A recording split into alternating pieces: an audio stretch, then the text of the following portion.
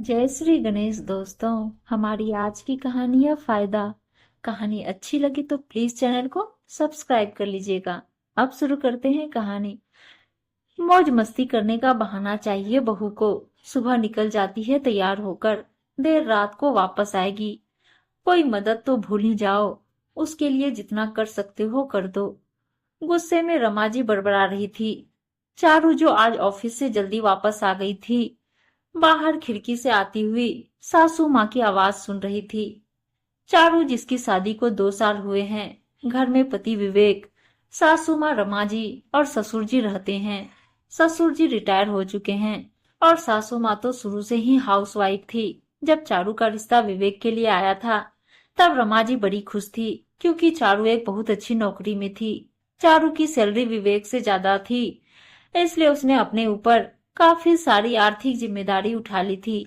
अब ज्यादा कमाने वाले इंसान के काम करने के घंटे भी ज्यादा ही होते हैं। चारू का ऑफिस घर से दूर था, तो वो सुबह जल्दी निकल जाती थी और वापस आते हुए उसको रात ही हो जाती थी। ऐसी स्थिति में चारू के लिए नौकरी के साथ घर के भी काम करने संभव नहीं थे। चारू ने अपनी सासू माँ की मदद के लिए एक काम वाली भी लगवा दी थी, जो कि घर की सफाई करती और बर्तन धोकर जाती थी। चारू तो खाना बनाने वाली भी लगवाना चाहती थी, पर सासू माँ जिद पर अड़ी थी। हम किसी अनजान औरत के हाथों का बना खाना नहीं खाते हैं। रमा जी के चेहरे पर उनका गुस्सा साफ साफ बयान कर रहा था। कभी वो अपनी सहेलियों से कहती, बहू की नौकरी से हमें क्या फायदा हुआ।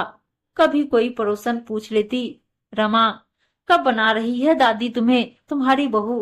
तब वो झलाकर कहती, नौकरी करने वाली बहुएं कहाँ सुनती है अपने बड़ों की बातें, जो मन में आता है करती है। क्योंकि चारू ने अपनी सासू माँ से बातों बातों में कह दिया था कि वो शादी के 3 साल बाद ही बच्चे के बारे में सोच सकती है, क्योंकि वो चाहती है बड़ी पोस्ट पर आने के बाद ही वो बच्चा करे। आज चारू ने जब अपनी सासू माँ की बातों को सुना, उसे उनकी सोच पर शर्म आ रही थी। उसने तय किया कि आज वो सासू माँ से बात करके ही रहेगी।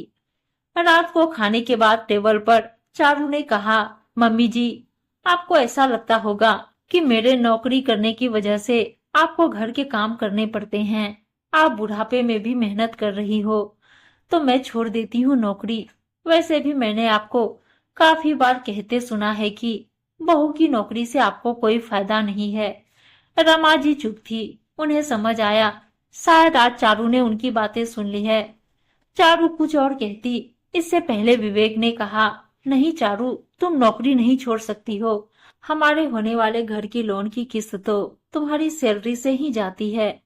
किसने कह दिया कि तुम्हारी नौकरी का फायदा हमें नहीं है। चारू चुप थी। तभी उसके ससुर जी बोले, बहू, आज के जमाने में पैसा कमाना बहुत कठिन है। घर का काम नौकर भी कर देंगे। तुम नौकरी मत छोड़ना कभी, ऐसे किसी के कहने में आकर। मुझे तो तुम पर बहुत फक्र है। रमा जी चुप थी। आज शायद उन्हें समझ आ गया था कि बहू की नौकरी से उन्हें क्या फायदा था। चारू के लिए समय गर्व का था कि कम से कम उसके परिवार वालों को उसके नौकरी करने पर फक्र है।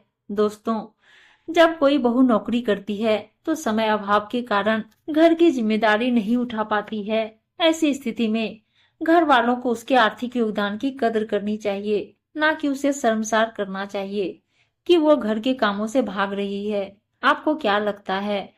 अपने विचार कमेंट्स में अवश्य बताएं। उम्मीद है दोस्तों कहानी अच्छी लगी होगी, और अच्छी अच्छी कहानियां सुनने के लिए चैनल को सब्सक्राइब और वीडियो को लाइक शेयर जरूर कर दीजिएगा। धन्यवाद दोस्तों।